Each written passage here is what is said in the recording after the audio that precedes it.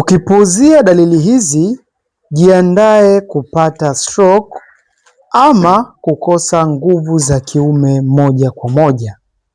Wapo ambao sasa hivi maumbile yao yanashindwa kusimama zaidi ya mwaka sasa, lakini pia wapo ambao wanashindwa hata kutembea ama kuchuchumaa kwa sababu ganzi imetawala katika mikono pamoja na miguu.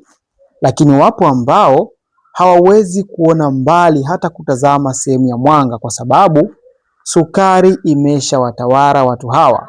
Lakini mwanzo walipitia dalili wakazipuuza, ikiwemo kupata njaa mara kwa mara, kukojoa mara kwa mara, kupata kiu mara kwa mara, na zote hizi walizipuuzia. Ikiwa ni wewe ambao unapitia dalili hizi, tambua kuwa kituo kinachofuata ni figo zako kuweza kufeli.